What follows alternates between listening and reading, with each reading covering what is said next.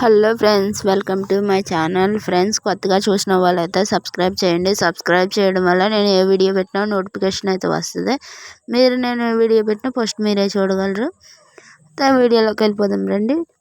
Friends, నేను మా నాన్న అయితే చేను కోసాడు. చేను కోసిన తర్వాత వర్షం అయితే కురిసింది. వర్షం కురవకుండా మా నాన్న అయితే ఏం చేశాడంటే ఫస్ట్ బరకం మీద కప్పేసేసి కప్పేసిన తర్వాత దాని మీద ఎండుగడ్డి ఉంటుంది కదా, ఆ గడ్డిని కప్పేసి దాని మీద తారుబల్ల అయితే వేసి చుట్టూరు గోడలాగా నీళ్ళు వెళ్ళకుండా గోడలాగా అయితే కట్టేసాడు. కట్టిన తర్వాత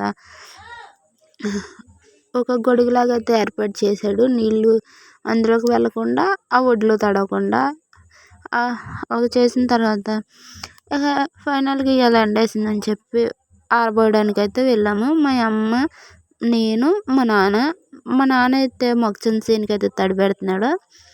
తడిపెట్టింటే మేమిద్దరం అయితే వడ్లు అయితే ఆరబోస్తున్నాము. ఫస్ట్ బరకాయలు అయితే వేసేసి మూలలు అయితే పోయాలి, ఎందుకంటే గాలి వస్తే గాలికి ఎగిరిపోద్ది కదా. అలా ఎగిరిపోకుండా ఇలా పోసిన తర్వాత ఇక వడ్లు అయితే దీంట్లో పోసేయాలి. పాతకాలంలోనైతే వడ్లు అయితే గడ్డికి కొక్కులు కడుగుతా కోసేసి అవి చివరిన పట్టుకుని అట్లయితే బండరాకేసి బాస్తే వడ్లు రాలి గడ్డి అయితే విడిగా సపరేట్ అయిపోయేది. తర్వాత ఎడ్లు ఉంటాయి కదా ఫ్రెండ్స్, ఎడ్లతోనైతే మూటలకు కట్టి వాటి మీద అయితే తొక్కించేవారు. దాన్ని అయితే పంట నూర్పు అనేవారు. ఇప్పుడంటే టెక్నాలజీ పెరిగి మిషన్లు వచ్చినాయి అని చెప్పి ఇక మిషన్లతోనైతే కోసేసి ఇలా బరకాల మీద అయితే పోపిచ్చేస్తారు.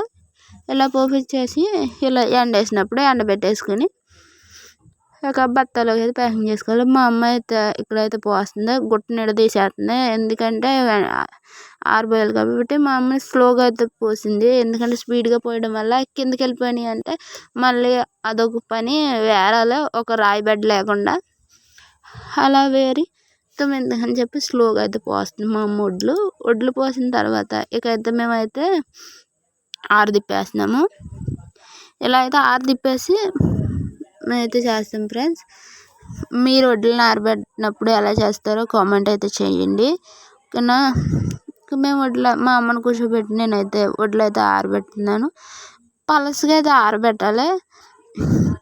అయితే పలసగా ఆరబెట్టడం వల్ల అయితే వడ్లు అయితే బేగా ఎండిపోయి మనం బత్తాలో ప్యాకింగ్ అయితే చేసుకోవచ్చు. జై జవాన్ జై కిసాన్ అని ఎప్పుడు అంటాము. జవాన్ ఏమో బయట బోర్డర్ అవతల యుద్ధం చేస్తారు, రైతులేమో బోర్డర్ యువతల నలుమూలలా కూడా రైతు పంట పండిస్తాడు. మనం రైతులందరూ అన్నదాత సుఖీభవ అని మనమైతే అనుకోవాలి. వీళ్ళు రైతులు పండించడం వల్ల మనకి నోటికి ఏదైతే అన్నం అయితే అందిస్తుంది.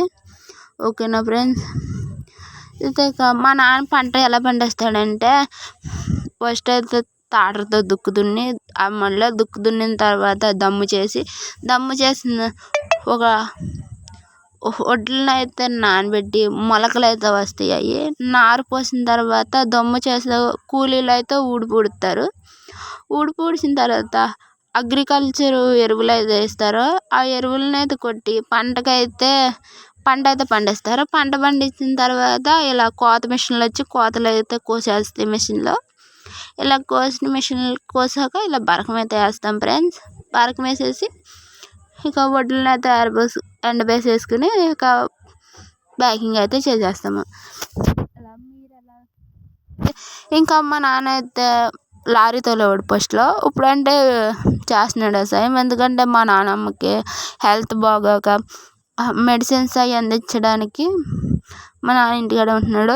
ఖాళీగా ఎందుకు ఉండడం అని చెప్పి ఇక మా నాన్న అయితే పంట పండిస్తున్నాడు. మా నాన్న ఏమేమి పంటలు అయితే చేస్తాడంటే ఇలా వడ్లు పండిస్తాడు, మొక్కజొన్న చేను, అలాగే మినుములు, పెసర్లు, బొబ్బర్లు కూడా పండిస్తాడు మా నాన్న. ఇక చుట్టుపక్కల పొలాలు అయితే బంతి తోట, గులాబీ తోట, చామంతి తోటలు, మిరప తోటలు, ఇంకా చాలా పంటలు ఉంటాయి. ఆ పంటల వీడియోలు కూడా కావాలంటే చెప్పండి, నేనైతే పెడతాను. ఓకేనా.